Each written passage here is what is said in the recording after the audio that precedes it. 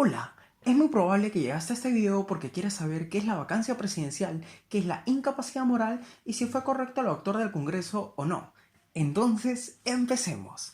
En primer lugar, debemos resaltar que el Perú es un Estado democrático de derecho. En términos sencillos, es un país donde sus ciudadanos tienen que hacer caso a la Constitución y a las leyes.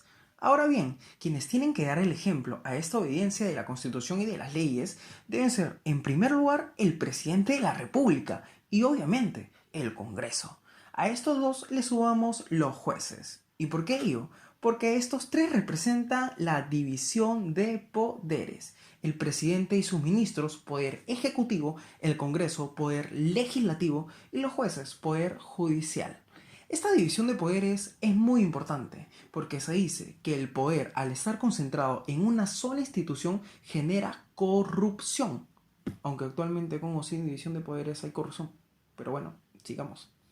Vayamos al artículo 117 de la Constitución. Notaremos que el presidente de la República tiene inmunidad. O sea, solo por algunos supuestos específicos puede ser acusado. Por ejemplo, tenemos traición a la patria, impedir elecciones presidenciales, parlamentarias, regionales o municipales, etc. Entonces, vemos que el presidente es muy distinto a un ciudadano de a pie, pues a este último sí se le puede acusar por cualquier delito. A todo lo mencionado le denominaremos el modelo presidencial, que quiere decir al presidente no se toca. Y es muy cierto, no se toca, pero paradójicamente se puede vacar, lo puedo despedir, lo puedo sacar del cargo. Obviamente bajo los supuestos del artículo 113 de nuestra querida Constitución. En el artículo 113 vamos a ver que los incisos 1, 3, 4 y 5 se refieren indubitablemente a cuestiones objetivas. La muerte se comprueba con un certificado de defunción. La aceptación de su renuncia se corrobora con un documento. Salir del territorio o no volver y la destitución son hechos, son cuestiones objetivas. Sin embargo, el inciso 2 señala la figura de la permanente incapacidad moral o física. ¿Y qué es esto? Vayamos por partes.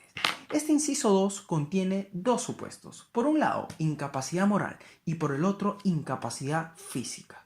Este último se corrobora con un certificado de un médico. Por ejemplo, estar en coma. Es decir, estaría dentro de los supuestos de cuestiones objetivas. Ahora, la controversia es sobre la denominada permanente incapacidad moral. Para dar respuesta a esta figura recurriremos a dos posturas. La primera señala que debe de entenderse como una incapacidad mental. La segunda se refiere a conductas reprochables socialmente. En lo particular, yo me inclino por la segunda postura, la cual indica que la capacidad moral trata sobre lo moralmente correcto en un determinado tiempo dentro de una sociedad. Básicamente por tres razones. La primera, históricamente en el Perú hubo tres vacancias presidenciales por la causal de incapacidad moral. Nuestro primer presidente fue vacado, Rivagüero, luego Billinghurst y en el año 2000 Fujimori.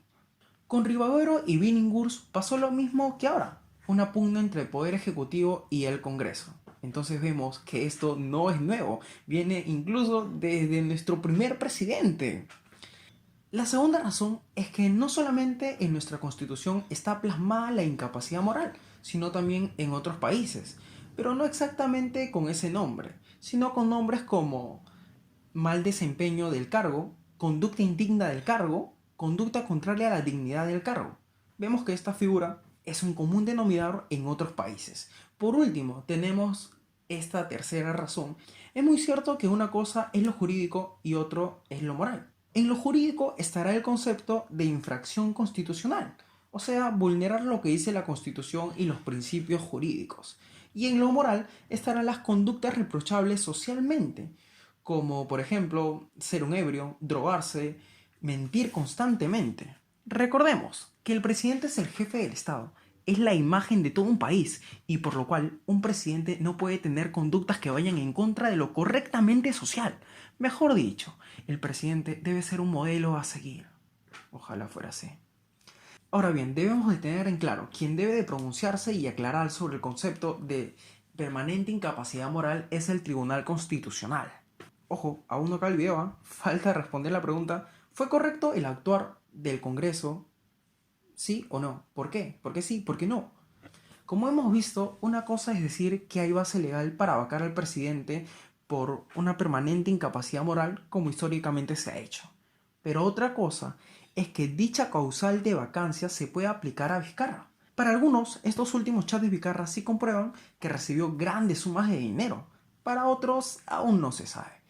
Sin embargo, para el Congreso sí hay certeza que Vizcarra actuó violentando normas morales, ya que lo vacaron.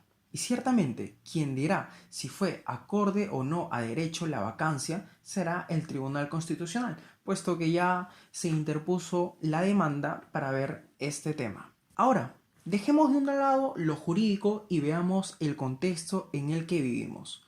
Una pandemia, desempleo, una lenta reactivación económica, muchas muertes, demasiados contagios, etcétera.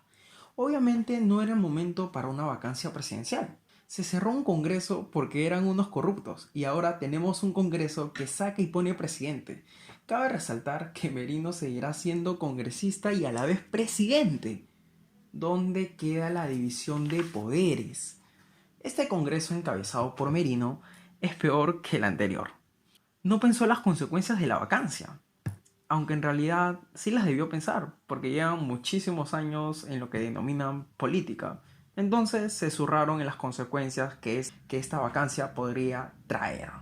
Los verdaderos afectados son los de a pie, porque nuevamente les costará levantarse económicamente.